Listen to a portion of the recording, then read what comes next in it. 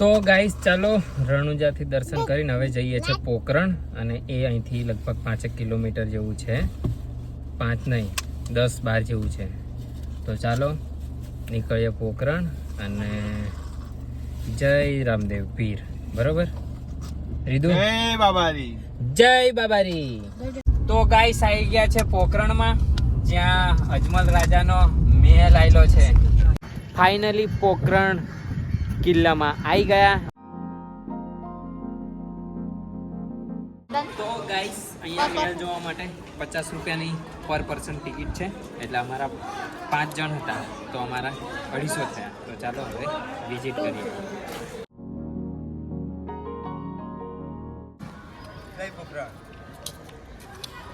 તો ગાઈસ ઉપર આવ્યા છે, પણ એકદમ જોરદાર છે.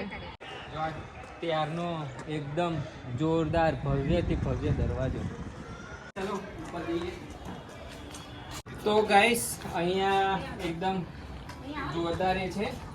આ કોઈ પણ હુમલો થાય કે કોઈ પણ દુશ્મન ચઢાઈ કરે ને, ત્યારે કિલ્લા પરથી અહીંયાથી ફાયરિંગ થઈ શકે. અહીંયાથી ફાયરિંગ થઈ શકે. અહીંયાથી ફાયરિંગ થઈ શકે, પણ સામેવાળી વ્યક્તિ આપણને જોઈ ના શકે. એટલે આ મસ્ત ત્યારનું બનાવેલું છે.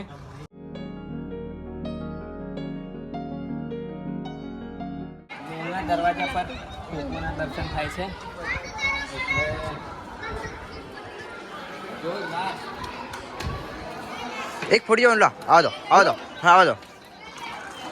ના મળે, તમે ના મળે. બૂમ.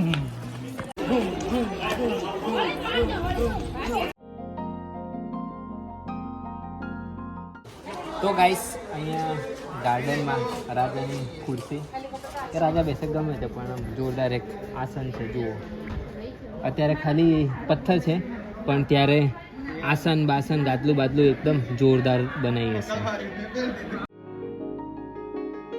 તો ગાઈસ અહીંયા કિલ્લામાં રાજાના સમયમાં, અજમલ રાજાના સમયમાં જે વસ્તુઓ હતી ને, જે એમણે ઉપયોગ કર્યો હતો ને, એ બધું છે મ્યુઝિયમ.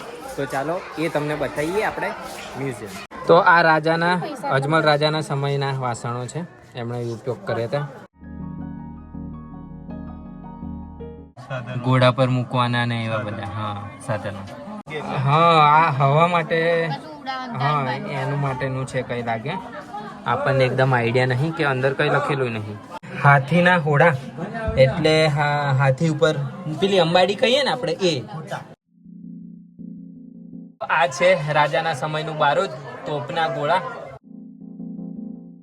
રાજાનું આસન, સિંહાસન. આ બહુ મોટી ભારે તલવાર છે, લગભગ 40 કિલોની. ગાઈસ આમાં ખબર એ નહીં પડતી કે પૈસા અને ફોટા કેમ નાખે છે. નાની નાની બધી વસ્તુઓ છે, લોકથી માંડીને કાતરથી માંડીને એવું બધું. તો ગાઈસ અહીંયા મસ્ત મજાનું મ્યુઝિયમ છે, બહુ મજા આવશે. અને હજી થોડું બાકી છે. જો તમને વિડીયો પસંદ આવે તો વિડીયોને લાઇક, શેર અને ચેનલને સબસ્ક્રાઈબ જરૂર કરો. આવા નવા બ્લોગ અમે લાવતા રહીશું, અને સપોર્ટ કરજો અમને. સપોર્ટ કરો એટલે કે અમે જેથી આવા નવા વિડીયો લાવતા રહીએ. તો ગાઈસ અહીંયા આપણે નીચેનો ફ્લોર ફરી લીધો છે, અને હવે જઈશું ઉપર ફર્સ્ટ ફ્લોર પર. બરાબર, ચાલો.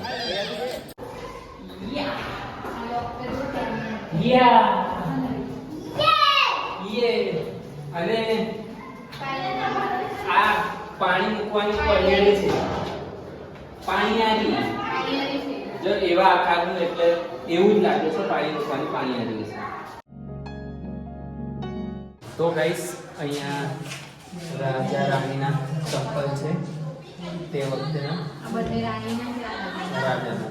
આ અંતર યુઝ કરતા હશે ને, એટલે એની બોટલ છે. ગાઈસ અજમલ રાજા કૃષ્ણ ભગવાનને બહુ જ માનતા હતા, તો એમનું પર્સનલી મંદિર આ કિલ્લાનું અહીંયા આવેલું છે. અને એ આપણને ખબર પડી, બાજુમાં એક કામ છે ત્યાંથી જોયું છે. અને આ ફોટો પણ અહીંયા લગાવ્યો છે. તો આપણે અહીંયાથી ફોનને લઈએ શું અંદર, ટ્રાય કરીએ કે દેખાય. અંદરથી લઈએ.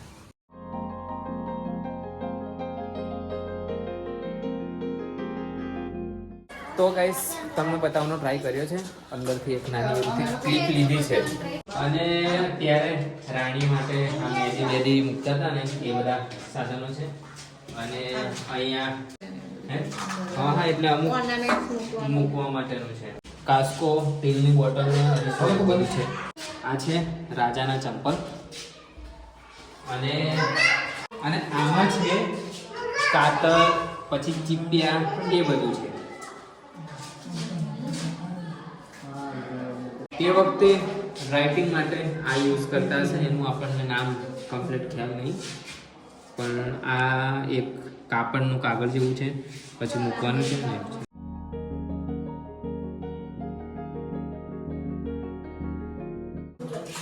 તો ગાઈસ અહીંયા સાપો છે, આ ટોપી છે, અને અહીંયા બી નાના ટેણિયાઓના કપડા છે. રામદેવજી બાપુ નાના હશે ને ત્યારના હશે લગભગ, આપણે એવું વિચારીએ તો.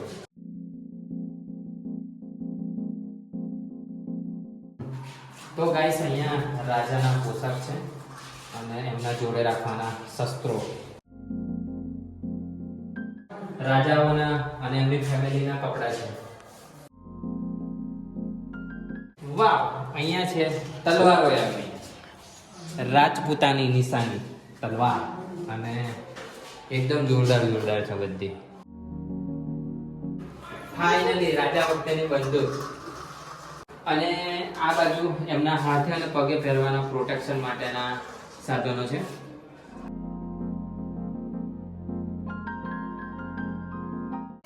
તો ચાલો રાજા મહારાજાના બધા અસ્ત્રો શસ્ત્રો બધું દેખીને આવી ગયા છે. તો અહીંયા દ્વારકાધીશનું મંદિર આવેલું છે આ કિલ્લામાં.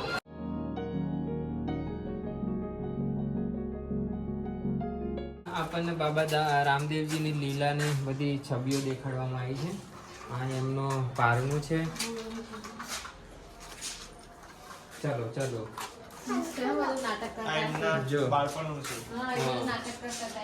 અહીંયા બીજી સાઈડ આપણે કિલ્લા ઉપર જઈએ છે. બીજી સાઈડથી આ લોકો જાય છે.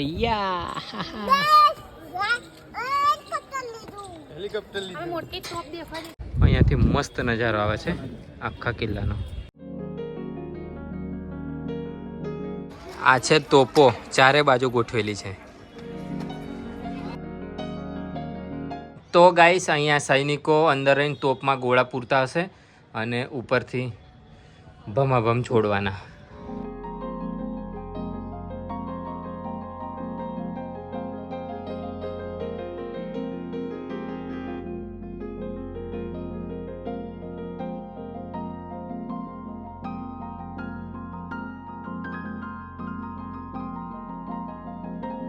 તો મિત્રો અહીંયા મોટી મોટી તોપો મૂકેલી છે કિલ્લાની અંદરની સાઈડ, એટલે અહીંયાથી ફાયર થઈ શકે.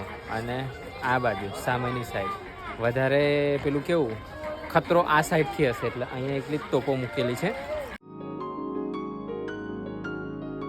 તો ગાઈસ આ તોપ છે, અહીંયાથી બારૂદ ભરવાનું અને અહીંયાથી આગ કંઈક ચોપવાની, એટલે અહીંયાથી આખું ફાયર થાય. અને આ બાજુ મસ્ત બધાના કબૂતર બેઠા છે, એકદમ જોરદાર. જો આયા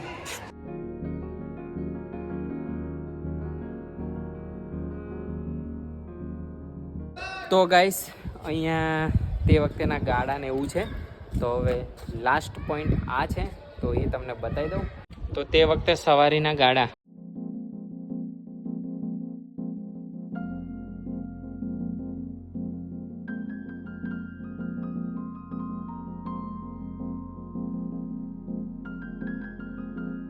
તો અહીંયા કિલ્લામાં એક મસ્ત મજાનો સ્ટોલ લાગેલો છે.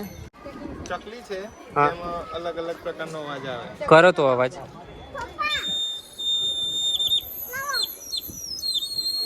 હા યે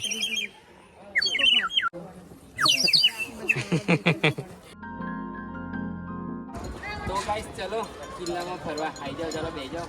જીપ્સી વાળા આવ્યા ભાઈ. હા જીપ્સી વાળા 5 રૂપિયા આખો કિલ્લો ફેરવી લાવો.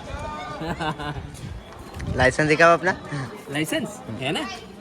ફાઇનલી કિલ્લો ફરી લીધો અને હવે જઈએ ગાડી પર.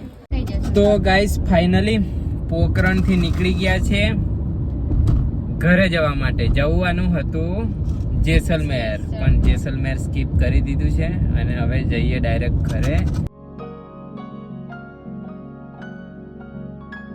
ચાલો ફાઇનલી એન્ટ્રી લઈ લીધી છે જામનગર અમૃતસર એક્સપ્રેસ વે.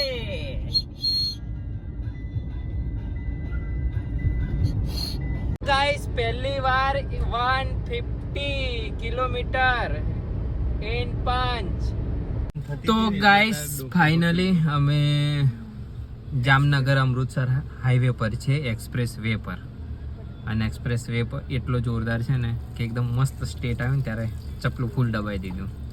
તો 150 સુધી દોડી છે, પછી તો ફાટી, એટલે એક્સિલેટર પરથી પગ લઈ લીધો.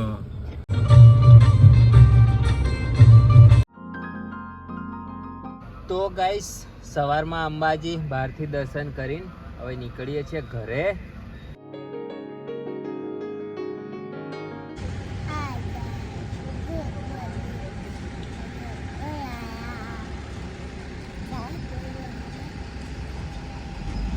રીધુને આવે છે બગાસા અને પીલીએ ચા, બરાબર. તો ગાઈસ સાંજે અંબાજી આવતા લગભગ 12:30 થઈ ગયેલા, બહુ લેટ થઈ ગયેલું. અને પેલું અમે જે રસ્તે જવાના હતા ને એ રસ્તો અમને મળ્યો નહીં ને અમે બીજા રસ્તે આવેલા, એટલે અંબાજી આવતા બહુ લેટ થઈ ગયેલું. તો અંબાજી નાઇટ રોકાઈ ગયેલા 12:30 પછી, એટલે મીન્સ કે 1 થી 5 સુધી અંબાજી ઊંઘી રહ્યા અને પછી 5 વાગે ઉઠીને નીકળી ગયા. અને અત્યારે આવી ગયા છે અમે શામળાજી. તો શામળાજી અહીંયા ચા નાસ્તો કરવા માટે ઊભા રહ્યા છે અને હવે શામળાજીથી ડાયરેક્ટ જશું ગોધરા. કાકાની ચા પીતા હુઆ. તો ગાઈસ ચા નાસ્તો કરીને નીકળી ગયા છે હવે ગોધરા જવા માટે.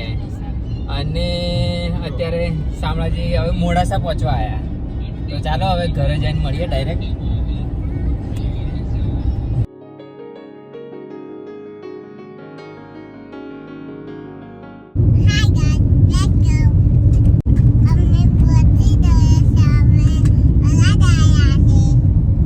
તો ગાઈસ ફાઇનલી બધે રખડીને ફરીને આવી ગયા ઘરે.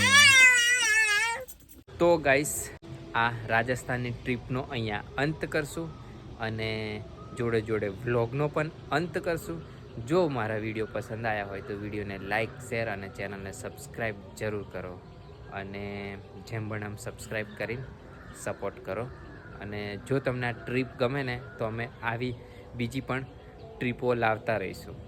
તો ચાલો, જય માતાજી, બાય બાય, ટાટા.